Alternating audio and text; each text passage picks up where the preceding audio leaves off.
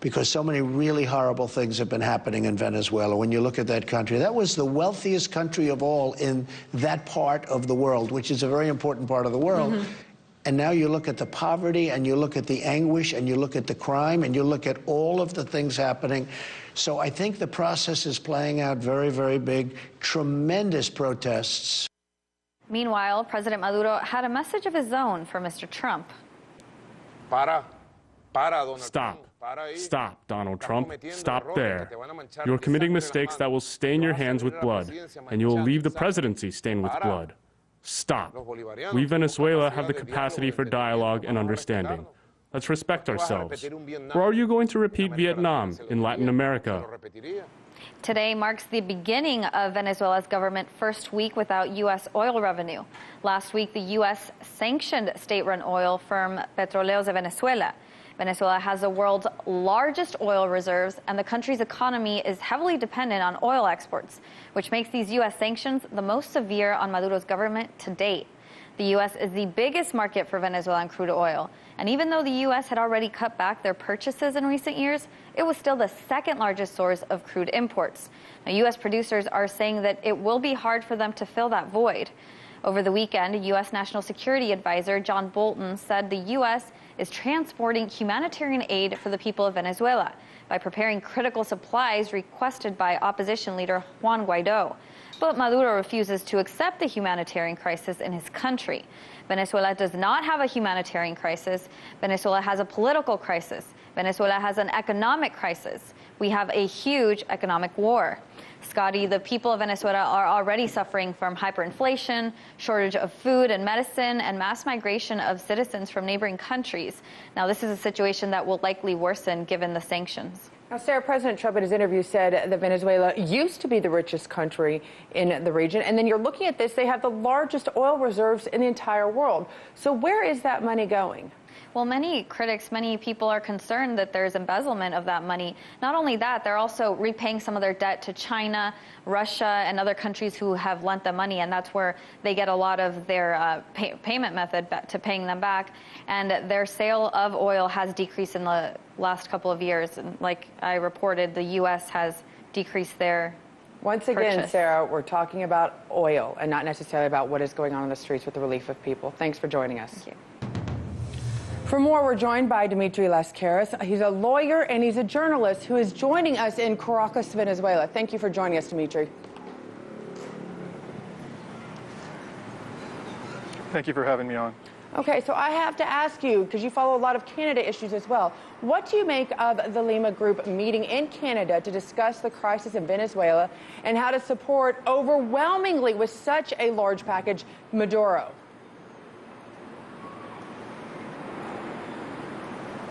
Well, I think let's step back and understand what the Lima Group is. It's essentially led by Canada. It's joined by a smattering of states from Latin America that had right-leaning governments, including Mexico. And, you know, although the United States is not formally part of it, and I think that's probably designed to give it a patent of legitimacy because the United States has such a horrific record of military and other forms of intervention in the domestic affairs of Latin American states, it is nonetheless towing the line on the U.S. administration's agenda, which is to change the regime in Venezuela. And I think that this aid package is essentially designed to up the ante for the Venezuelan government and to entice the Venezuelan people to support the whole project of removing the elected president from power. It's very interesting today that Justin Trudeau, when he was asked about this after the Lima Group meeting in Canada, he invoked Article 233 of the Venezuelan Constitution because that's the one that's being relied upon by the opposition as a justification for the self-declaration of presidential powers by Juan Guaido. But as I read Article 233, it simply doesn't apply here. The one part of it that could potentially apply talks about the president becoming unavailable to perform his duties. President Maduro is not unavailable. He's not incapacitated. He hasn't fled the country. In fact, he's forcefully asserting that he continues to be the president. And therefore, I think Article 233 of the Constitution really doesn't provide any legal basis for what is being done here by the Lima Group and others. Well, Dimitri, I have to ask you a question because there's not been a lot of unification between South America and even Canada with the United States on a lot of different issues, a lot of different policies. And yet, in this case, there is a large contingent that are getting behind President Trump and what the administration's chances are. What does Canada have to gain by promising $53 million? And what do these other Latin American countries have to gain with seeing a regime change in Venezuela?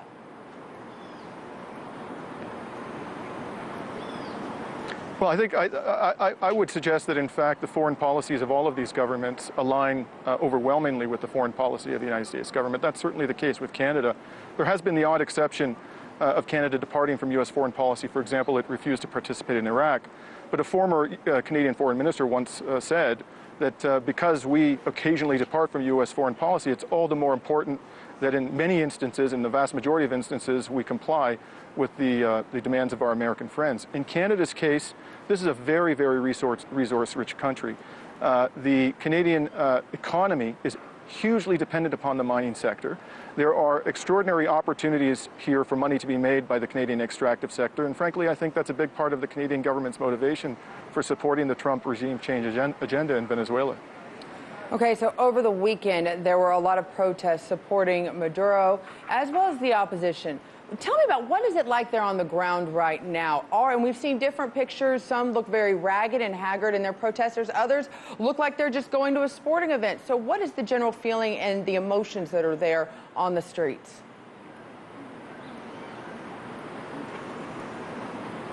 Well, on Saturday, I had the opportunity to attend both the opposition demonstration, which was held in Mercedes, a relatively affluent part of the city, and also to attend the Chavista demonstration on Avenida Bolivar in the western part of the city.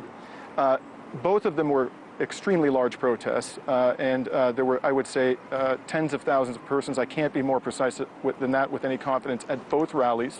I can't say with any confidence which one was larger. They were certainly major demonstrations of support for the government and against the government.